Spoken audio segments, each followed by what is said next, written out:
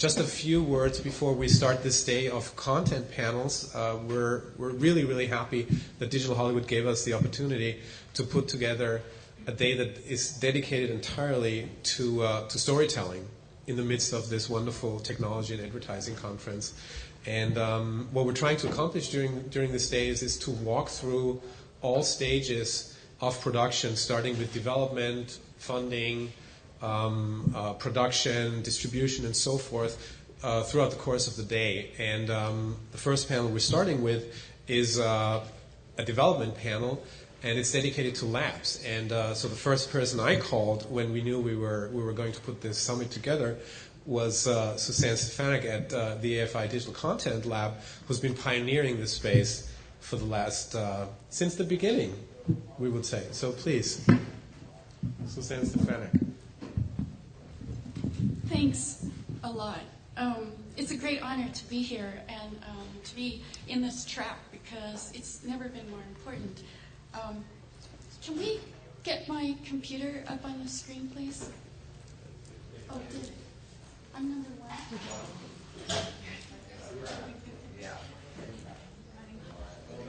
Excellent. So, as you can see, we've mastered technology now, and so storytelling is what we really need to pay attention to.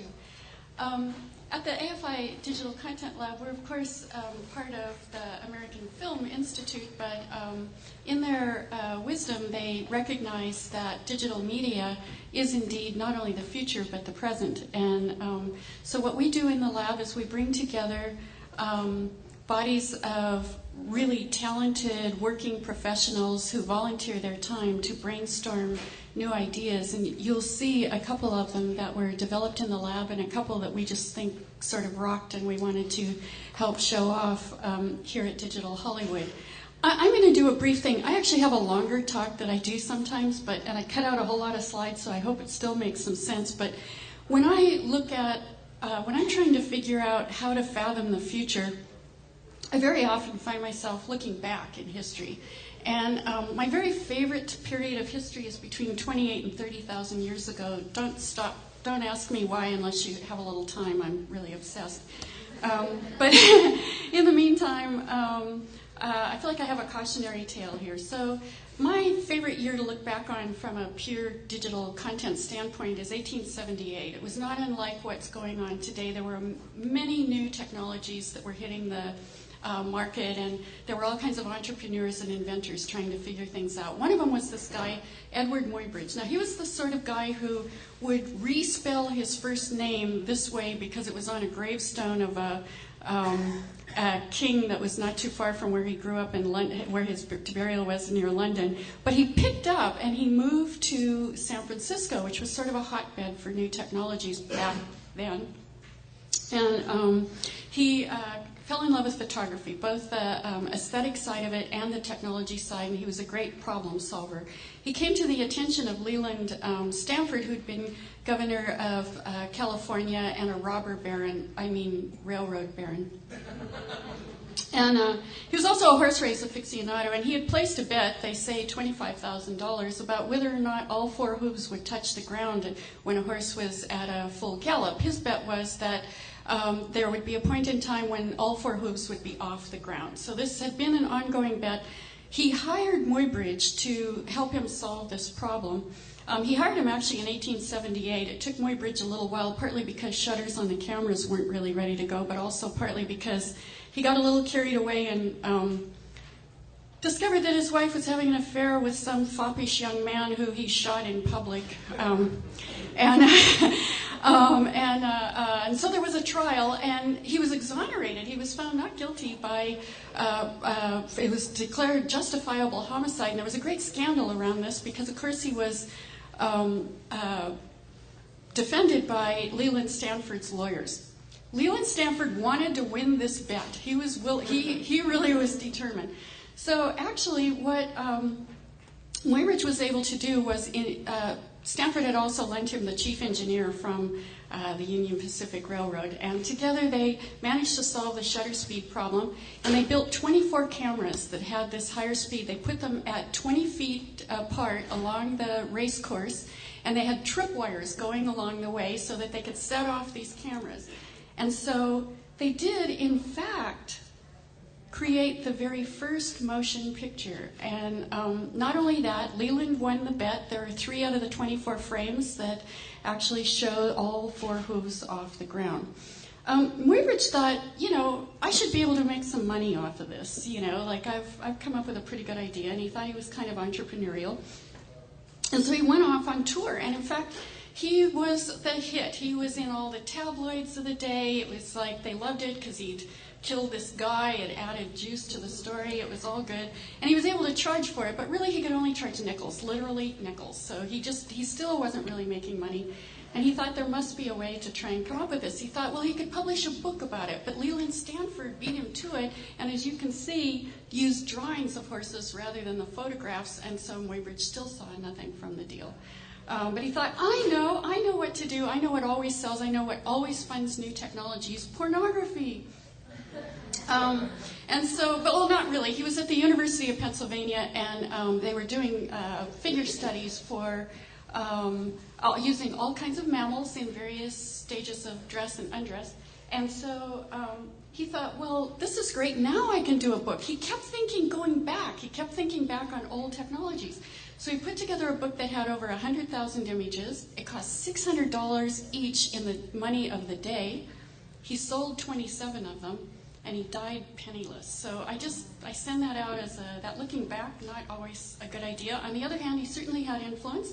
Many people believe that Duchamp's Nude Descending a Staircase was directly influenced by his work with the photography. I'm only going to do 2 more short ones, but I just think they tell us something. Alexander Graham Bell was not trying to develop the telephone. He was trying to make money from Western Union, who had put out a call. You could only send 1 telegram down a wire at a time, and telegraphy had become incredibly popular.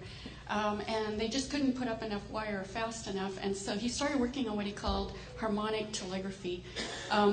He discovered somewhat by accident that he could actually send sound down the wire. He was very sensitive to this idea because his mother had been deaf and his wife was deaf. And in fact, whenever he was asked to put down what his job was, he said teacher of the deaf. So he thought, well, this is pretty great. In fact, when he'd been younger, I can tell you, I have so many details, but when he was younger, he and his brother took the throat of a sheep and managed to turn it into a machine using the larynx and all that could say, Mama, Mama. Oh, of course, the mother couldn't really hear that. But so this had been a lifelong thing, so he was really into it. But throughout his career, he was pretty smart. He got a patent right away, but he didn't really understand or look forward far enough. He did not believe that it would be a one-to-one communication vehicle, and so his business was structured around the idea that it would be a one-to-many. He thought that you would hold it to your ear and you would hear a political speech, you would hear a concert, you would hear a play being read or something. And so he didn't take it an extra step. He wasn't really thinking about what it might be in the real world.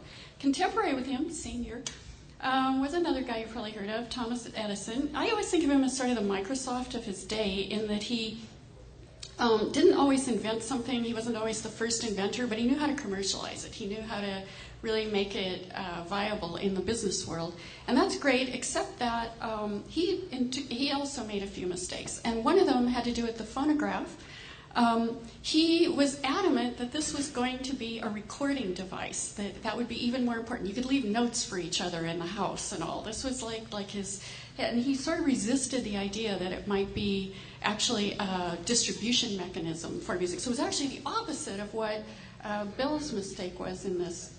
And so the one other thing that he did that was a little weird, 10 years later, so there were these kinetoscopes. He'd already taken the idea of the movie camera. Others had invented it. He made it financially viable. And he came up, and so he had the camera business, and then he started building these kinetoscopes, which would allow one person at a time to watch a film. And there were whole new venues devoted solely to this. This is one in San Francisco again, where people would stick their literally nickels. They were called Nickelodeons, and they would watch these films. And so Edison was making money off this. And so when people came to him and said, you really ought to be making a movie projector. That's what you ought to be doing, because this is what's going to be the future. And he said very famously, nobody's going to want to sit in a dark room with strangers and watch moving pictures. It wasn't very long after that, in fact, a good number of the vaudeville theaters were turned into movie theaters, and, he caught up. He managed to get it going. So I feel like there are lessons that we can learn by looking back, and so as we're kind of poised on this point of trying to figure out how to move forward, that I would say that looking at Muybridge, reverting to old platforms, often bad, not necessarily a good idea. That going back to books repeatedly did not pay off for him. Our inventions aren't always what we first imagined. Both Bell and Edison saw this over and over, and so I think that, really, and ultimately the public decides. So these are the lessons I pick up when I look back through history, and so I share them with you. We're going to zoom forward now, not only to the present, but slightly into the future with our panelists. I'm very proud to say that two of them are members of the AFI Digital Content Lab. Well, three of them actually are, and two of the projects were incubated in our lab, and then a third, David Gale, also built a beautiful project in our lab, but he's showing something else today. So I would like to introduce John Gilles. I've known John for many, many years. He's just a wonderful person to work with, and it's been a great pleasure over the years and at many jobs to work together. So when we had this idea to do a project together in the lab, I was thrilled. And I hand this off to John Gilles, who's now a vice president at Method, and in itself a great organization. But really, it's John you ought to pay attention to. So I'm going to let him tell the story about the project. Thanks, Suzanne. How many people here know the meaning of the word machinima? So this is a project about experimental storytelling using the medium of machinima. Machinima is a portmanteau word that is a combination of machine and cinema, but what it really means is using the technology of video games to create linear narratives. So using video game engines and video game production tools to make short stories, either film or television. So we're going to talk a little bit about, could you switch to 2? Thanks. The project we did at the lab is called Leading the Game, and there's a cast of thousands associated. We'll tell you a little bit about who was involved. First, I'm going to go through the self-serving slides about Method. I'll do that really quickly. Method is an agency that really focuses on product innovation in the digital space. Lots of different clients, and we're in San Francisco, New York, and London, and have a whole bunch of services. Okay, now that's over with. So we're going to talk about the project, Leaving the Game. So I was really interested in Machinima because I saw this really great thing on the web called Red versus Blue, where the creators took the game Halo and made little sketch comedy bits, and it was completely and utterly hilarious. So I got a little bit intrigued and started looking around at Machinima, and I saw that 99% of it was sketch comedy, very irreverent, some of it funny, some of it not funny. And what I wanted to do is, with the lab, to see if we could make a Machinima that was actually dramatic and maybe emotional and touching in some way. And at that point, nobody had done that yet. This was almost 3 years ago now, 2 years ago. When we launched, yeah. So since then, a lot has happened in Machinima, and you'll see from the animation I'm going to show you, it's a little clunky, and some of the things that are coming out today are amazing. And also, others have created, I think, more long-form narrative and dramatic storytelling. But at the time, this was sort of a new idea.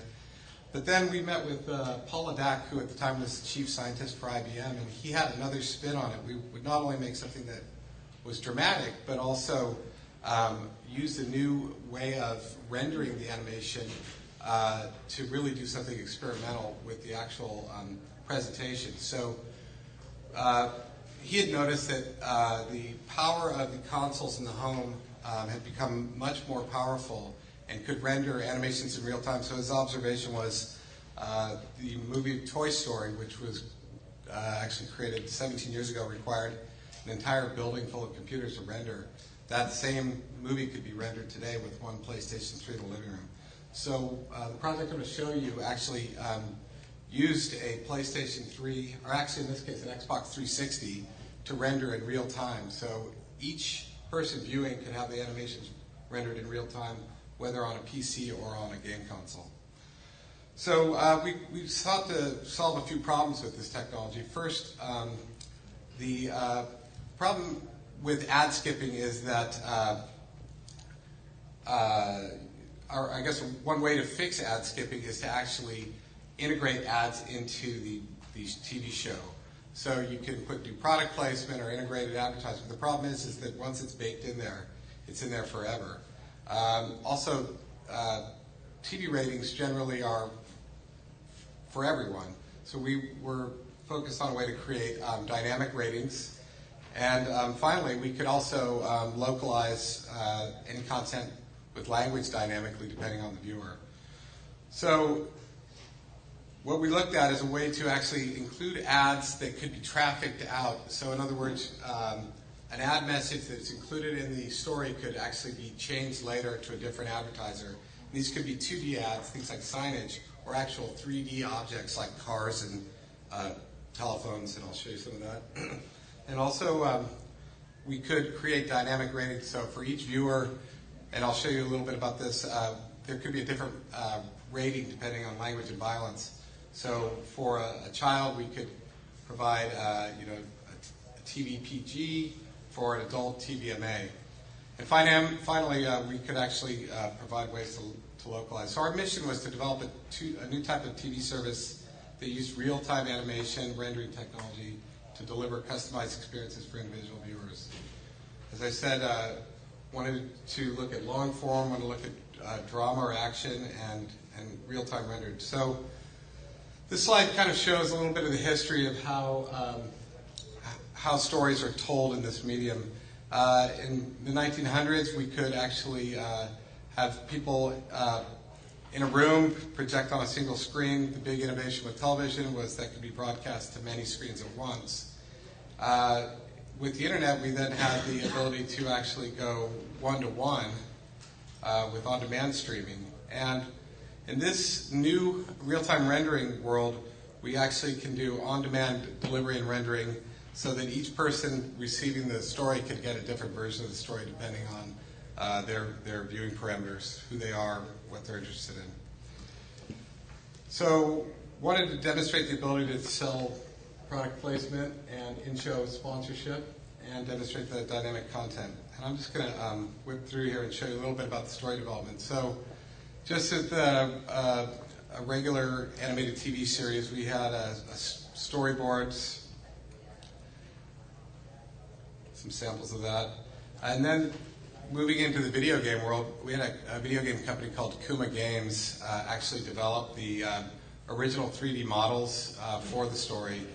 And I would note that most Machinima actually uses existing game assets to create the stories. In this case, all the assets were created for the purpose of this story. So all new models, all new characters. So these are some shots from the Machinima itself, and then I'll show you a little sample of it. So some of the learnings out of this project, in a very experimental project, one of the things we learned, we got hung up very early on all of the different things we could do in this world. So we could actually allow people to control camera angles. People could go in and have more immersive experiences. And we decided to not do that because we wanted to create a really special kind of TV show, not a really lame game experience. So the minute we started exploring some of these more lean forward user controls that actually kind of got in the way of the purpose of the project. What we wanted to really do was create passive entertainment using this medium. There are technical constraints with Machinima storytelling, so we had to deal with that. It's very expensive to create new models for original stories, so we had to limit the number of models, the number of characters. Just production issues. We had basically zero budget to make this. We had no money, and it was all volunteer time. We're a nonprofit. So that was a big issue. Have to have actors voice the parts, and it was all volunteer all the time. And Kuma really went out of their way to do a lot for us for free. And then as usual with a lot of these projects, a little bit of a design by committee problem. With that, let me go show you a little bit of the movie and then a couple of behind-the-scenes movies.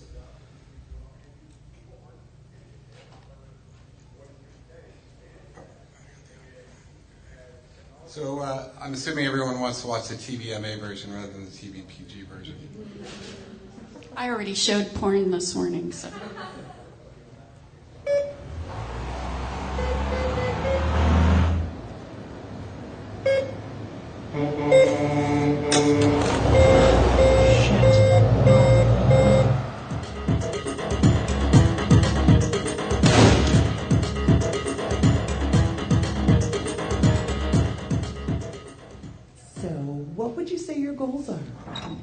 Well, considering the fact that I'm essentially starting over, I think figuring out who I am and what my purpose is in life would be my biggest goal right now.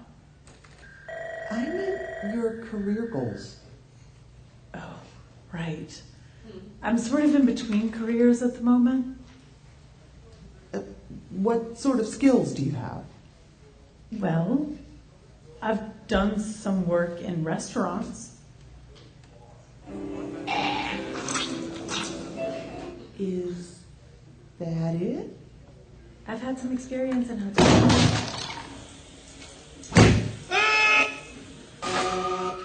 Great. See, it might not be that difficult to find a job for you after all. Where'd you do all this? A lot of the work was overseas.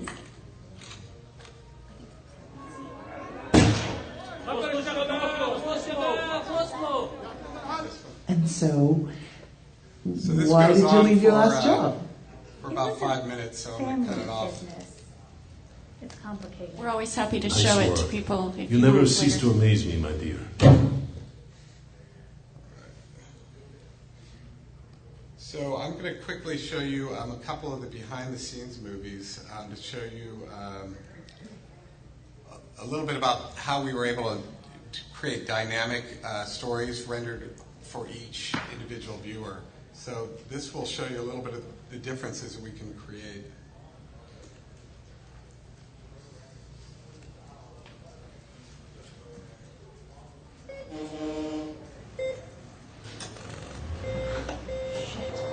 So if you're an adult, we know you're an adult, you can get that TVMA version.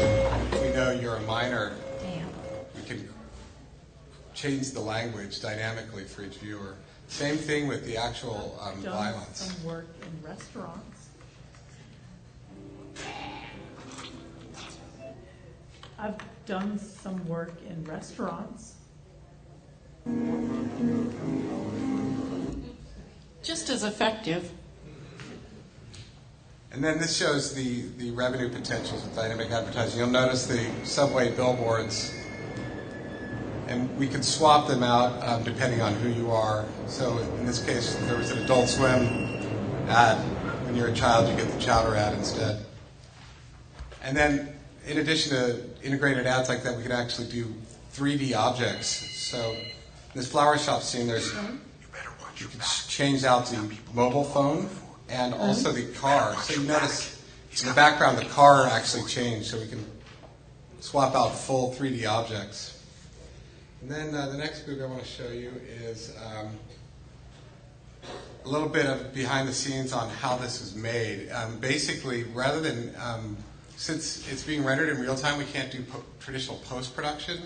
So it's one giant game level. And so you'll see how all the sets are built in one level.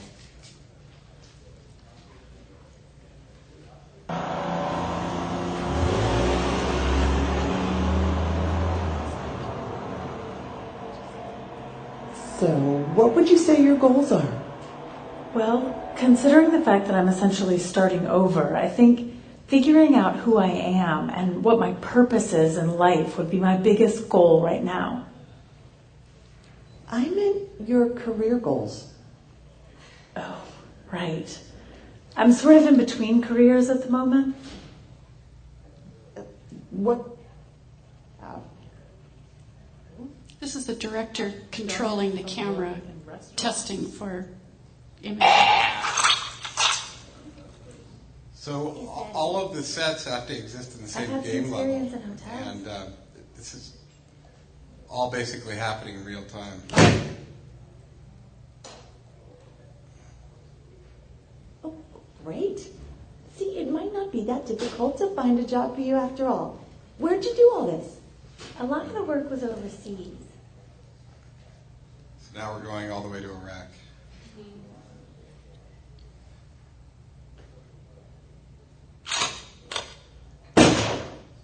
All right, so I'm going to cut it off there just in the interest of time.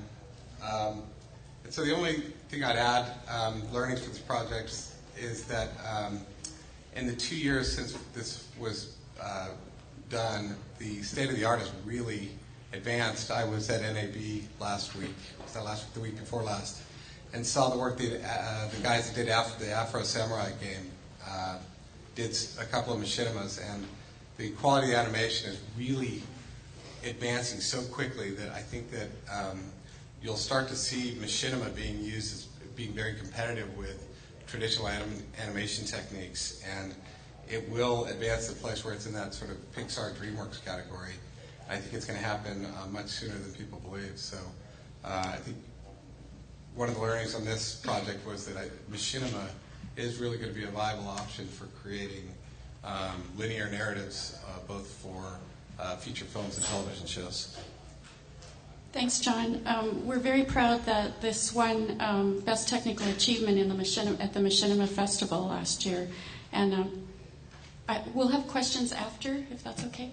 I think John offered to do a short testimonial for the lab, and I can't turn it down. So. Okay, well, just all I wanted to say is a lot of people say, well, why would I work with the lab since it's all volunteer, nobody makes money, and so I would just observe that our company Method, since we've been involved with the lab, we've done 2 projects, and we actually have realized over $1 million worth of work out of working with the lab by being exposed to clients and partners that we had not previously worked with. So it can be a very great way to develop your business.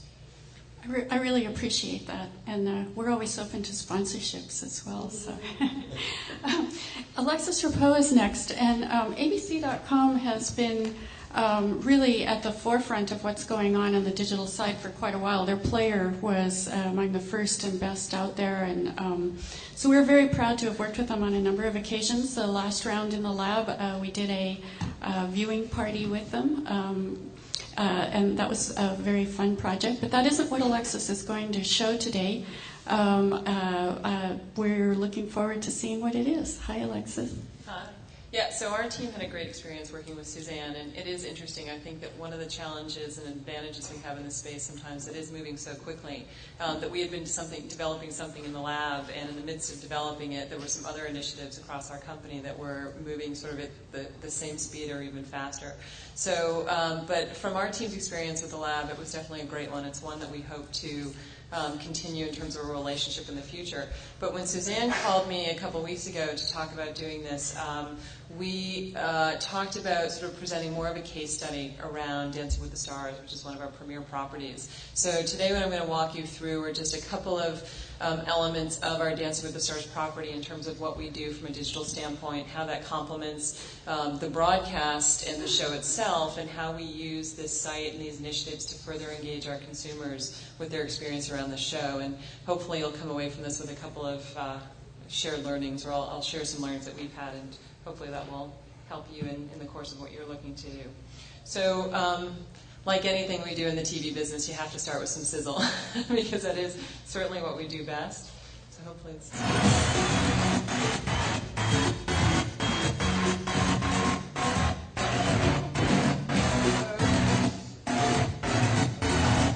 Or not.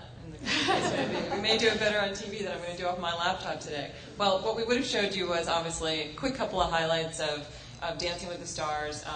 The show is on 2 nights a week. We run 2 cycles of it a year. And then we do complimentary experiences online. So I'll take you right into the case study. So from a Dancing with the Stars perspective, hopefully after 8 seasons we've learned some great things, some things that have worked and some things that haven't. And we want to take you through sort of both, and why we share some of the key things that have worked and the key things that haven't. Obviously, we look each season, we sort of have a fresh slate with this show, with a new set of stars, new ins and outs in terms of the techniques and things that we do within the show, and it gives us a chance from a digital standpoint also to look back at what really worked, what can we build on, and what just makes sense to sort of move off and move on from.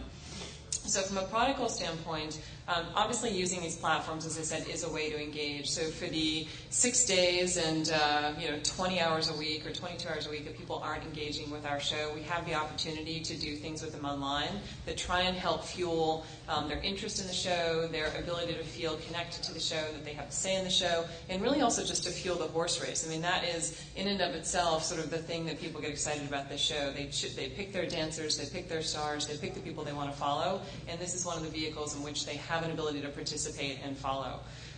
So also the other key thing, obviously, in this digital space we live in is from a multi-platform standpoint, how do we allow them to connect anywhere that they are at any point in the day or on any device that they might be on? And then how do we allow them to get behind the scenes? Certainly in the age that I think that we're living in between Facebook and Twitter and MySpace and all of these devices, I think that the level of immediacy and intimacy that people have with one another in our own worlds through these devices, that expectation is carrying over to what we as networks, what we as properties deliver. And whether we totally deliver it, I think the expectation continues to be raised with each one of these new technologies, applications, platforms, etc., in terms of what that connected experience is with our shows and with our stars. So for us, video still scores a perfect 10. We have seen short-form video views grow 30% over the last couple of seasons, and even prior to that, the growth numbers were much higher. But with that, we look to capitalize each season on what types of things can we add that continue to grow and to fuel the desires of our fans and the level of intimacy that they have with our characters. So one of the things that we added a couple of seasons ago were confessionals.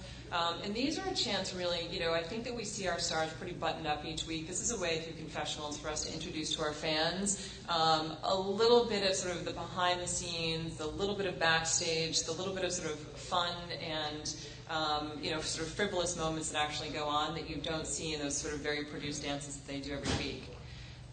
We also, Macy's has been a great partner of ours throughout all of these, and obviously sort of have branded ownership over these. But we've tried other things in terms of Stars of Dance, and then these online hosted weekly recap shows that we added in season 6, and then backstage clips this season. And this really, the backstage clips, we're back there with roving cameras. We're back there publishing very shortly after our shows air on the East and the West Coast. And again, in our own behaviors, in our own personal lives, we watch television, we engage with that TV show, and then we race to the web to sort of find out, if it's a show that we're a huge fan of, what are people saying? What's the commentary? What are the things that we as a network aren't going to tell you on air, but us collectively as fans, what are we going to be saying? Then how do we allow the stars through the backstage video to really sort of round down that experience that people have just had with that hour and a half of TV that evening? And we give ourselves a 10 on this. We're doing some probably very generous scoring here today, but we made the presentation, so I guess we can. So from a long-form video standpoint, if you look at the Nielsen video census numbers, Dancing with the Stars was the #2 show viewed online in February 2009, right behind Lost. And we hadn't seen this, in earlier seasons. I think, to me, to see dancing so high on the list is interesting because with reality TV, it is obviously different from scripted TV. And the fact that reality is climbing that high in the online video viewing experience, I think really speaks to the power of the internet, the power of watercolor, the power of fans of these shows wanting to sort of see what they missed. And we continually see that with our long-form video. Research after research after research shows us that the engagement with our long-form video is truly for catch-up.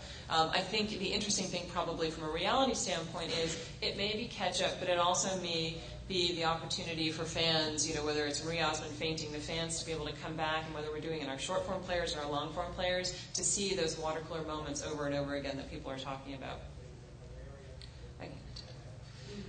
So for us, participation leads to happy viewers.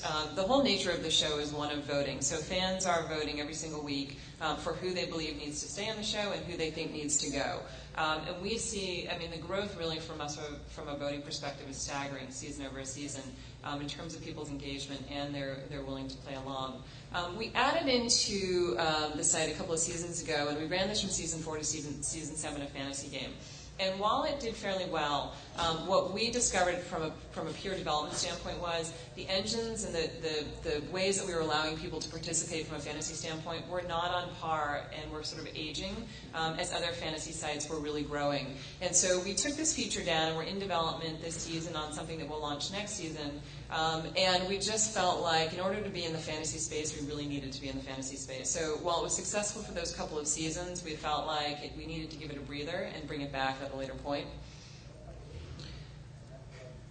We introduced some other things that are related to our shows. This actually bears out in the show itself. So Kid Dancer competitions and Nissan Pro Dancer competition, which basically allows fans in the season to be able to choose from a pro dancer standpoint who do they want to come back. And while we certainly know we change stars from season to season in the show, the pro dancers are really in many cases sort of a throughput. Season after season they come back. It's always interesting for our fans to see who do they get paired with and what influences that have on who wins and who doesn't win. And so this was something that, again, in this world of a show where choice is really sort of the major driving mechanism for the engagement with the show, this was something that we felt like we could keep layering on the opportunities for people to have choice within this show. We had an ability to really grow their engagement continuously as we move forward, season to season. Another feature that we launched this season was the fourth judge. And again, sort of playing in this world of being able to vote and have a say and have an influence. This was an opportunity for our fans who season over season are basically voting what stars they want to see move on. This was an opportunity for our fans actually to voice their score. How would they have scored the stars? Which is not something that actually plays back into show, but is an online feature where you can come back and really feel like your say is being heard in terms of what you would have rated and ranked that dance. You may be right on par with where the judges are, you may be at the opposite end of the spectrum. So mobile's been key for us. From the beginning, we have had mobile voting as a part of what you were able to do in this show. Sorry, not from the voting, not from the beginning. Midway through the series, we launched this. So again, another vehicle that allows people to vote from their mobile phone. We've seen huge growth from an SMS voting standpoint over the last couple of seasons, respectively, 3%, 22%, 109%, and then this season we've seen it jump to 234%. We think part of this is from the work that we've done, from the work we've done with our partner AT&T, and the presentation of it, and the explanation of it to our consumers. We also think we can attribute some of this growth just to the mere fact that there's more use of mobile, there's more functionality, people are using it for greater things than simply talking on the phone. So that's something that we have seen grow, and here's just a quick example of how we sort of give explanations to our fans. I think one thing to note about this show, too, is that the audience, from a broadcast standpoint, is a sort of slightly older female audience. And so some of the things that we've introduced over the course of the last couple of seasons, we're definitely cognizant of who our core audience is, and some of the learnings that we'll present, too, are things that we have found that we just have to be careful about how involved and creative or technical we're making certain features, keeping in mind who our audience is and what their sort of ability or interest might be in how far they engage related to sort of the technical factor of how hard that might be. So we've got mobile sites. Won't spend too much time on that, but those are certainly complementary to that engagement experience. And then a lot of graphics in here. So text alerts have also grown significantly over the last couple of seasons.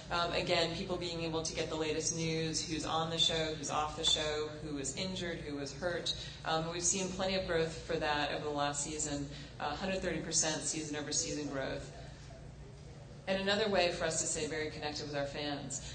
So we added in season 7 a text dancing to 228 to receive a text link to watch the evenings open, and it was an exclusive feature that we're offering to our consumers. What we discovered was there were just too many steps in this process, and for our audience to text a number, to get a link, to go online, to watch a video, was just a lot of steps to watch a video. And so that's one of those sort of key learnings, key takeaways that we have to be cognizant of the amount of steps it takes to do something, and then really what's the reward. I mean, if the reward is that great, you might be able to sort of really pull something like that off. But if it's something that is not truly exclusive, do I have to do something? No, right here is where I need to be. Oh, jeez. And this was something that we did. We scored ourselves a 4 on this because we just felt like we had made this too complicated. And then lastly, another thing that we had tried a couple of seasons ago was this idea of a mystery celebrity dancer. This was a premium SMS. People were paying 99 cents to vote, to guess to see who the dancers were. Arsenio Hall was one of them in one of the cases. And we were offering $10K to the winner at the end. What we discovered was this was really out of context for the type of show that we were doing, and it just wasn't organic to the show. So this was something, again, we tried and sort of moved off from because we just felt like this was not core to sort of who the show was or how people engaged with our show. So from a UGC standpoint, I think we're all familiar with the fact that UGC does give viewers a voice. Sometimes it's a good voice, sometimes not such a good voice. In our case, what we have done for the last 2 seasons is we've developed a program called Design a Dance, which essentially allowed our consumers to be able to design a dance and also to design costumes in which they would like to see the dancers dressed in. We would produce them, our show would produce them.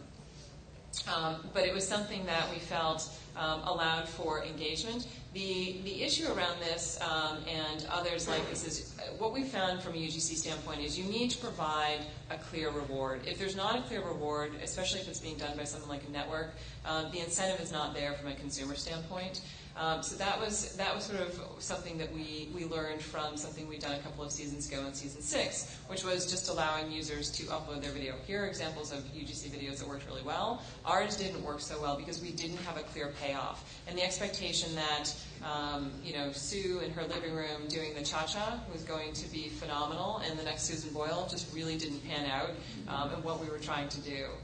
A couple last points here. So the feeling here when we develop and we conceive all of these features is how do we allow our online content to take our consumers a step deeper with our show?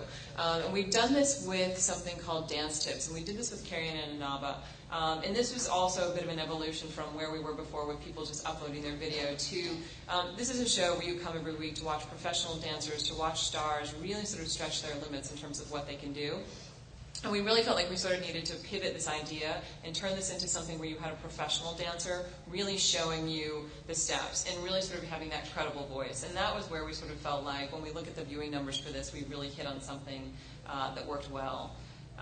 And then something else, just speaking to who our audience is, I think you can't open a paper, turn on a newscast, do anything these days without hearing Twitter and tweets. And I heard something last night with, I think it was Barbara Walters and Larry King talking about Twitter and tweeting, and I don't know if anyone heard it, but it was the absolute funniest thing to me. I think that neither of them could quite get right what each was doing, or sort of the right vernacular to use, but it was totally entertaining. What we find with our audience is, I think, if you have a slightly older audience, when we look at sort of the penetration of Twitter at this point, I don't know that the broad Dancing with the Stars audience is going to be, at least initially, the hardcore sort of Twitter audience. But what we discovered was we're not seeing a huge amount of people following the Twitter streams, but what we are seeing is a greater amount of people following via Twitter, via an ingest tool that we've put on our own site. So what we feel is here's an area where technology allows us to give our consumers a very intimate sort of view from the set, but at the same time, if they're not Twitters, it's not a problem, and if they're not following our fans, it's not a problem because we're able to deliver it to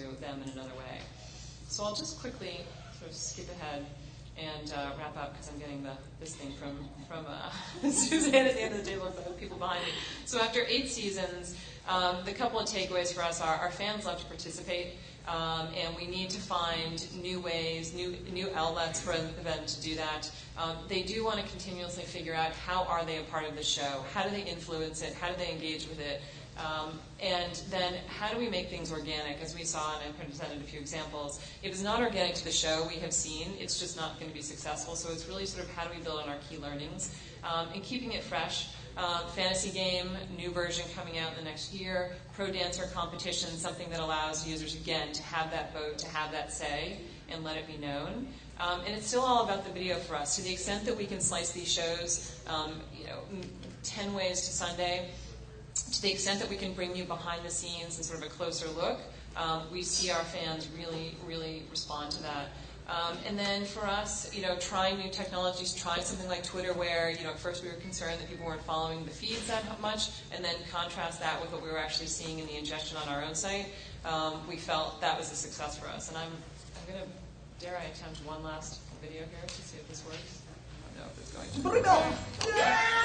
Hi. Contender, honey, I'm just going to show Carrie Ann my hips real quick. It's here, Carrie Ann. It's here.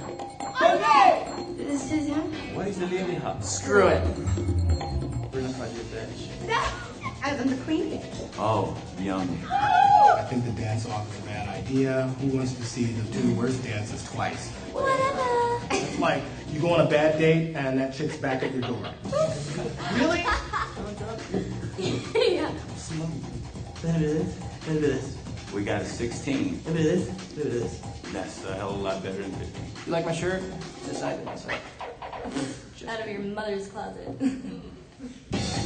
Hey, Lynn, this is for you. There we go. And we always laugh, and no matter what the judges say. Lions and tigers and bears and sharks don't scare me as much as Power Man. Yeah. Wimp. Uh-oh.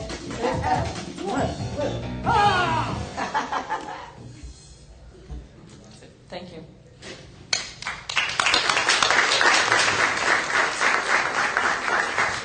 Thanks, Alexis.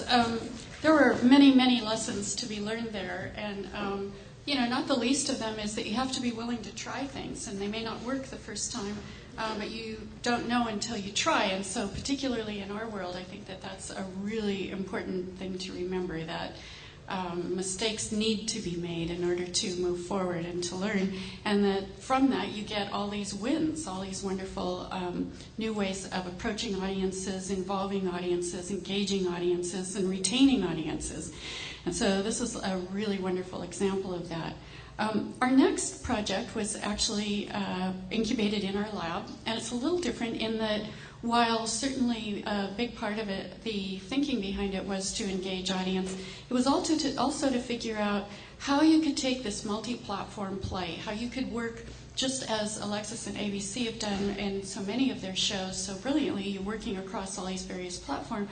So how do you do that and use it in service to the storytelling, that it's integral to the actual storytelling, that it's not just UGC or bringing the audience in? And this was something I've been thinking about and really gave a damn about. And so I was really pleased to find out that Danila, Koverman, and Franche were starting to think about this as well. And they were at the time at HBOlab. They're now at Break. Danila's now at Break.com. But the project holds steady. I think that that's one of the things to keep in mind here, is that the big wins on the part of anybody who's working in this area is something that we can all learn from, something that we can all kind of use to leverage our own productions and move our way up. So with that, I'm going to hand it off to Danila, and I'm going to ask David to hit video number 1. Thanks, Suzanne. I think I'll probably set up a little bit. I don't have PowerPoint.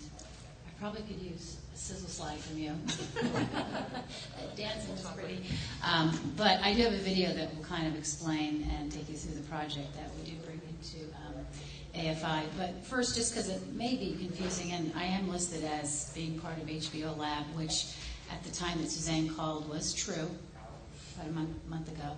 And in the last month, we have been acquired by Break Media, which is wonderful and exciting. And actually, I have a couple of talking points on Break Media, but because it has great distribution. But I kind of want to give context to how Hooking Up, which is the project, came to be by giving you a little bit of background on HBOlab. And I'll keep it, kind of brief. HBOlab was started by, Franche, and I came in the fall of 2006.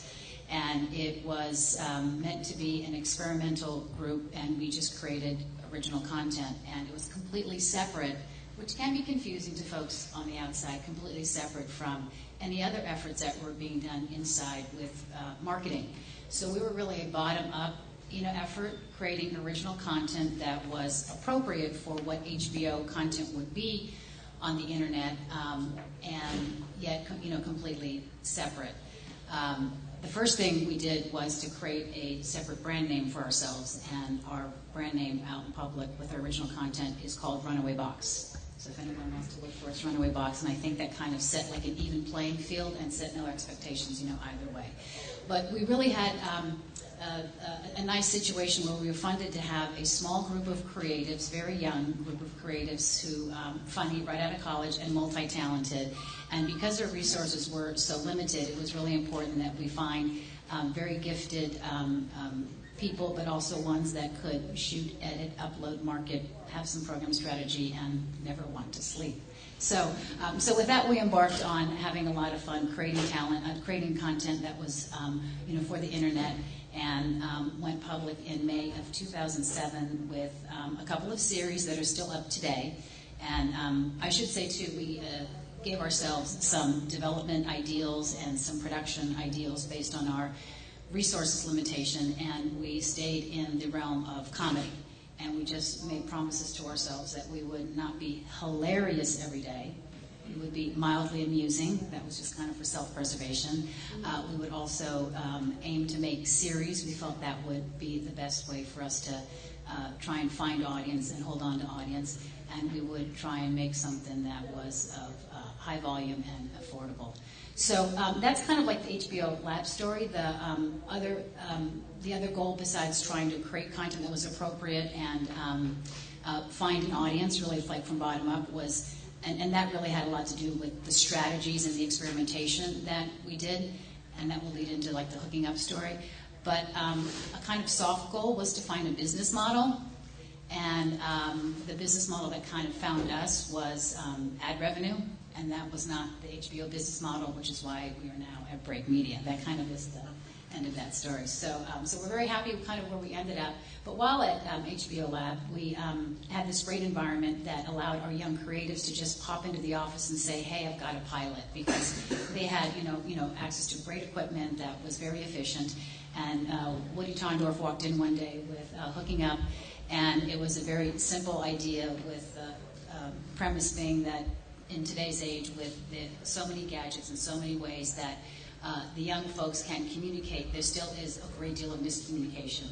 And the pilot was co-eds at school looking, the guys were trying to find their homework assignment. They went on Facebook, found their study group.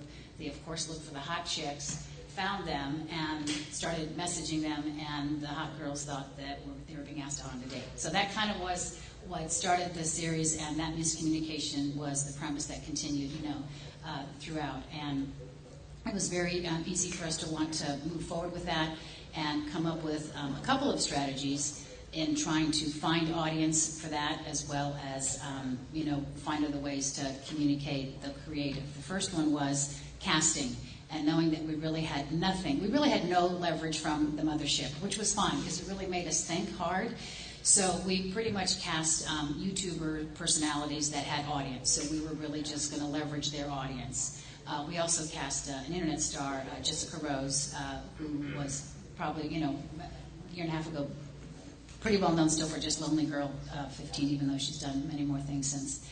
And that seemed to work well, and once that was figured out, we said, why don't we try and see if we can have this exist and leverage the behavior on the social networking sites. How could we have this story, how could we have these fictitious characters exist in the world of Facebook and engage that audience and propel the story episode to episode.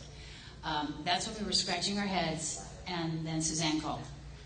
And we said, thank goodness. The timing for that was perfect because she invited us into the lab, and we were given a fun group and a very ambitious group of mentor volunteers to help us figure out how best to get this story into the social network arena. And I think because we were up against a deadline, which was like a July shoot, we started this in May, we came up with a very simple but I think very smart and effective device. And the group said, let's have a character that was going to be revealed at the end, have his own storyline. And this character was going to be dark and menacing and kind of a stalker, and have that be the unique storyline for Facebook and for MySpace, connected to the main storyline, which was about relationships via, technology or not, that was going to exist on the video sharing sites.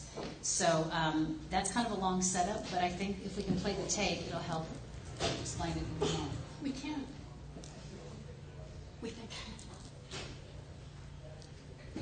Hooking Up is a multi-platform interactive comedy web series. This 10-part college-based series showcases how even in this age when we're more connected than ever, guys and girls still don't communicate well. What's the freaking reading? The series has 2 concurrent storylines to support the multi-platform interactive experience. In addition to entertaining viewers, the goal of the series was to engage the audience through interactivity on video sharing sites, social networking sites, and message boards. The producers were focused on programming content on a variety of platforms for maximum audience growth. The primary story focuses on freshmen Nick and Meg, who accidentally hook up via Facebook. During their first semester at Basque University, they navigate the ups and downs of being in a relationship while surrounded by all the temptations college life offers.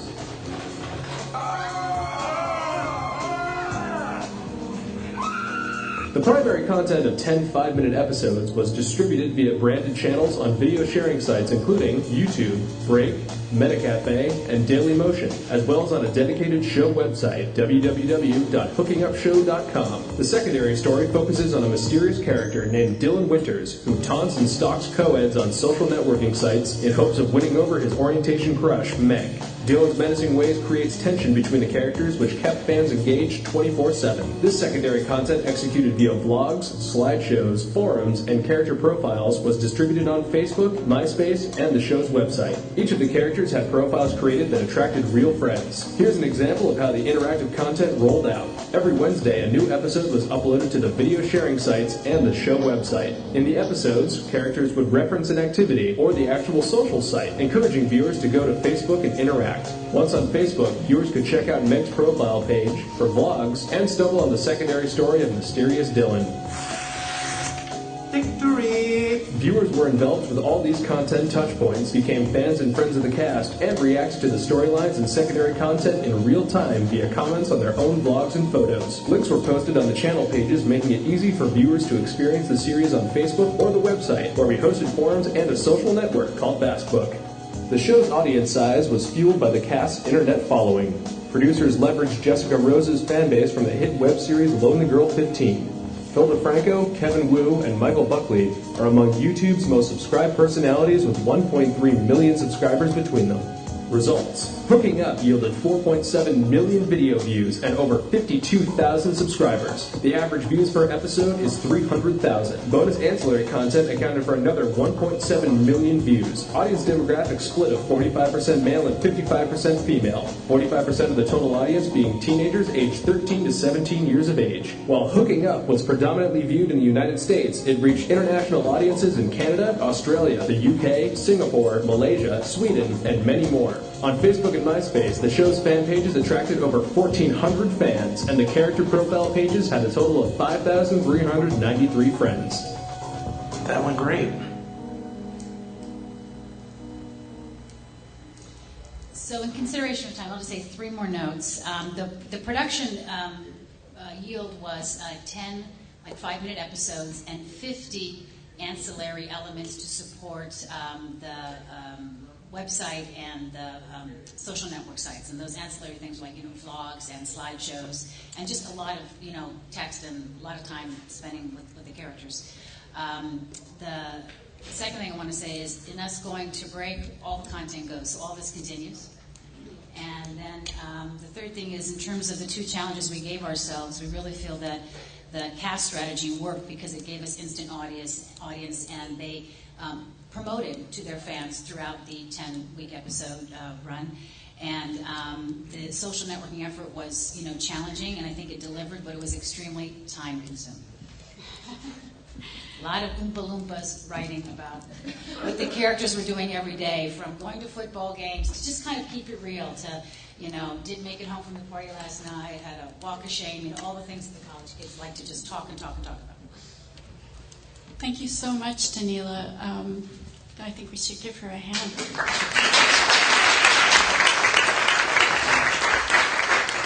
I just find the whole concept of this and the way that it's being played out to be really a wonderful window onto what can be our collective future. So with that, I hand it over to David. Thank you.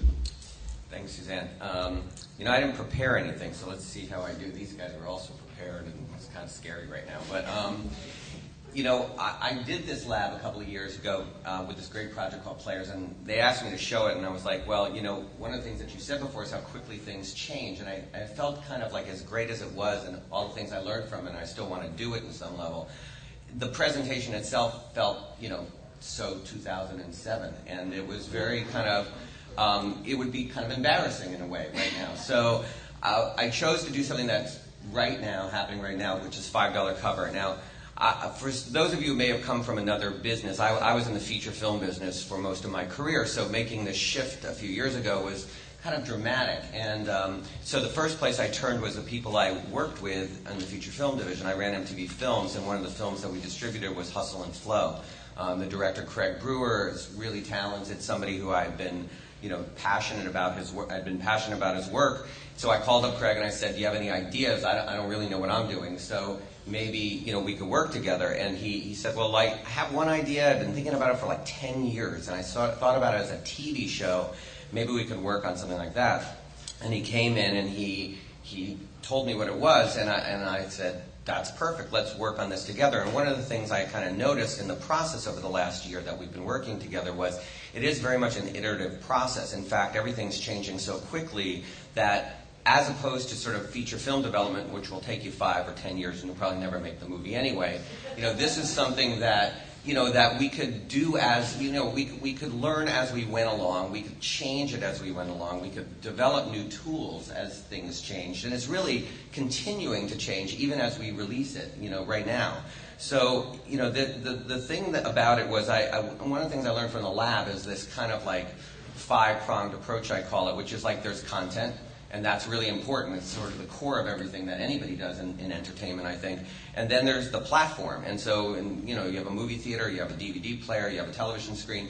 That was kind of easy. You kind of did one thing, and that you didn't really have to invent it. You didn't have to figure out, like, how was it going to work and how to, you know, what the economics of it were. And you didn't have to figure out the technology of it, which is, you know, constantly changing as well. And then, you know, this business model that you were referring to is kind of, you know, holding us all up because we need to make money somehow. And that's kind of been a big issue. And then the last thing was something that I feel like is the most elusive, but the thing that I really want to kind of focus on a lot, which is behavior.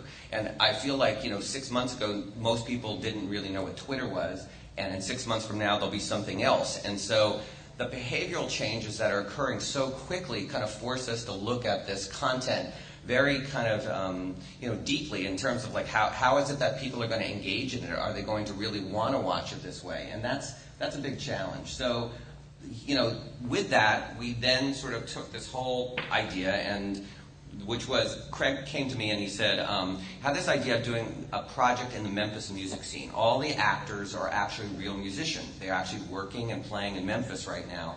And we think that, you know, we're going to follow these stories, and it's going to be this hybrid of dramatic storytelling and reality, so that all of the stories are kind of plotted out, but the characters are speaking their own dialogue. They're improvising because it's based on their own stories. And so we created a 15-episode series, and from there we kind of, as I said, iterated, and all kinds of things, other things happened. I'll start with the trailer, and then, you know, I'll quickly go through. I don't have this fancy deck. I basically have like a, you know, sort of a document that I'll go through. But anyway, it's not good. You didn't have a deck either. That makes me feel bad. Decks are so last century.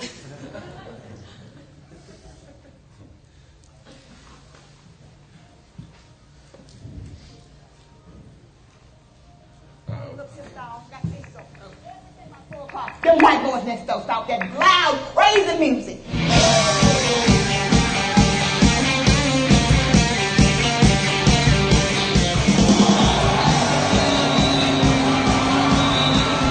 Girl, I know you're in the middle of some drama. I will so be there tonight. Don't you worry about it. I got your back. I need for you to understand. We weren't trying to hurt you. I know. I'm out of here. I'm out of here. I'm here.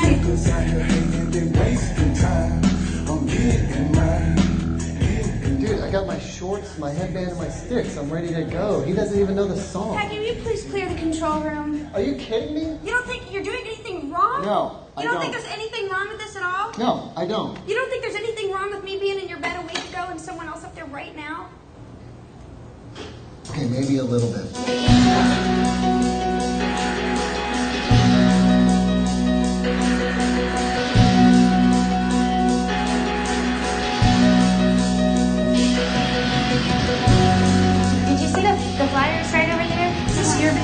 Yeah, I have a van.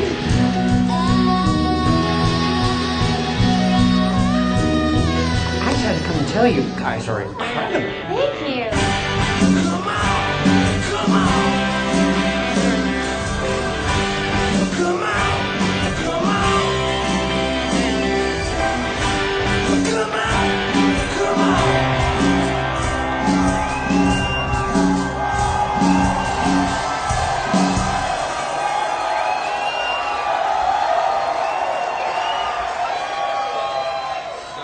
From this angle, it was completely black. Could you actually see that? Yeah. Okay, that was bad from here. So we're calling it the case study, and what this is basically a set of slides that tell you what we did with this. And this is where it kind of got interesting because I work at a big television network, but this was not made for television.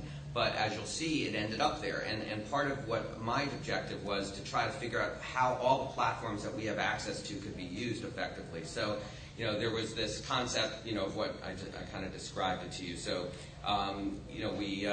we then had, wanted to figure out a 360-degree experience for people. And so we got, one of the great things is we got AT&T to come out as a sponsor. So the business model part worked because we actually made money on it. And that was from the, as soon as that happened, it kind of like the pressure was off a little bit, but that people started to then, within the company, had to really participate in so many ways. So we ended up, here's the story. So each of these stories, every episode has a musical performance piece integrated into the storytelling. That was a big key component of this, so that you'll watch this these 6 to 7 minute episodes, and you'll discover a new artist. There were 11 new artists in the show, 9 of whom are unsigned, all of whom have great music, and they all live and work in Memphis. The other part of it was Memphis itself. This is an entirely local program. Everybody in front and behind the camera came from Memphis, and except for me. So we ended up, really doing almost our little mini stimulus plan. We put money in. They hired totally local people. In fact, the film commission there subsidized the cost of any crew that we trained, so that we ended up giving new people new careers in a way. And what we hope to do is to be able to use those people again, probably in another show. And so it was really very locally supported. We ended up with 60 extra pieces of content in addition to the series. So we had, every time we had a musical performance, we did a music video. So we ended up having 20 music videos on top of that. We did these artist profile pieces, which this was kind of one of the great things, because the local newspaper there, the Commercial Appeal, really wanted to get involved. And so we collaborated with them. And we worked with one of their award-winning photographers, and he created this series of mini documentaries about each of the artists, and they're fantastic. I mean, they're just, if you go to the $5 cover site, you're going to see the filmmaking of this guy. In fact, it was kind of so groundbreaking in terms of what the Commercial Appeal was able to do that, this magazine called News Photographer Magazine did a 16-page story on it. This is like for 10,000 news photographers in the country. This is their magazine. And what we did was, I think, sort of unprecedented by a media company like ours working with a local newspaper to create content. We share that particular content, so it was something that they're very excited about too. We then sort of used some of the sort of more traditional marketing methods. So like we went to Sundance, we went to South by Southwest. South by Southwest, all the musicians kind of were there, and they ended up having these little mini cameras that AT&T gave them, where they could do live and mobile streaming. What's it like to be a new musician at South by Southwest?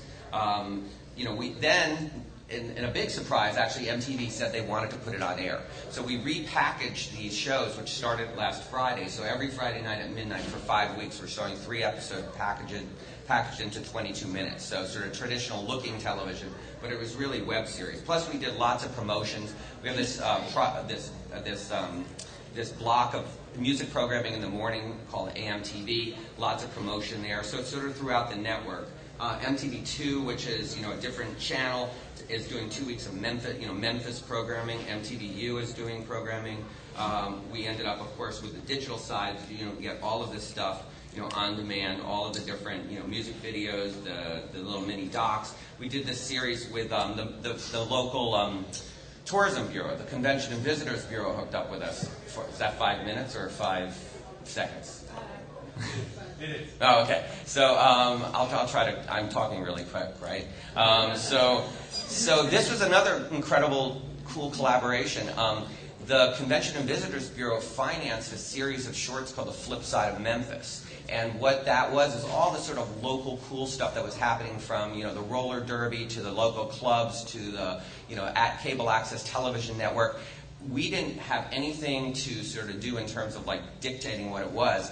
There was local filmmakers who were shooting this stuff, so there's now, I think there's going to be 30 pieces altogether, which the Convention and Visitors Bureau uses as kind of a promotional tool for Memphis, but we used as content. So, it's kind of an interesting way to sort of get a young audience to recognize that Memphis might be a cool place for them to go, especially since, these artists all work and play in Memphis. So, we did, syndication through AT&T and other ones of our sites, VH1.com and TMT.com.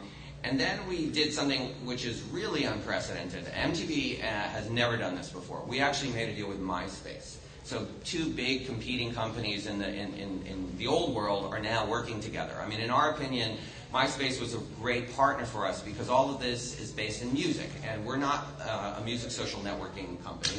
They are. And so we work together to promote each other's content. So all of these artists have MySpace pages, MySpace content, and they could promote to our show on air and the things that we're doing online.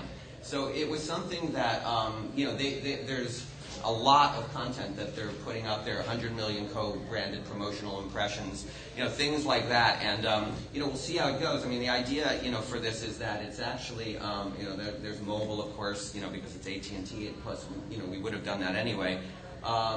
Then we had a soundtrack, so we all of these artists now are really talented musicians, most of whom don't have a label to do, but we put out a soundtrack, and we're working with iTunes, Rhapsody, and other digital soundtrack distributors. So download to own, we worked a deal with iTunes where we're giving them the exclusive download to own for 2 weeks, and so you can buy the unedited versions there, and you could get all kinds of extra content that we created with that.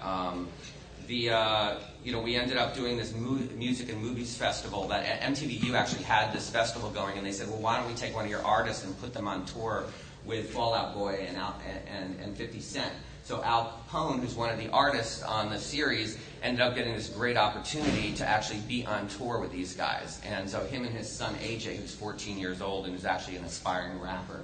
So that's so that was something that we were doing on the ground. Of course, did press and various other things that you have to do. And then, in addition to this series, the idea of this is that it's a franchise. So we've already started looking into Seattle. One of the key components is have a great filmmaker.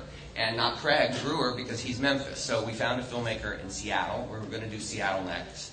Her job is to sort of find those next 11, 12 bands, put them into the same kind of format, and do Seattle. We're talking about New Orleans, talking about Austin, talking about a bunch of other cities, in the country. And then internationally, our international folks felt like it could be a really good franchise for them. So we are talking about Dublin, we're talking about Glasgow, we're talking about Buenos Aires, Mumbai. These were all, we have channels all over the world, and it was like this easily scalable concept that now sort of like they've asked me to figure out. So I'm doing a lot of research on local bands in different countries. So that's kind of it. And, go check it out. It's, it might be a little different than if we hadn't put it on television, because once television takes over, you kind of like focus the spotlight on that a little bit. And in some ways that's been great. In other ways, it's a little shift from what we had originally expected. So, check it out.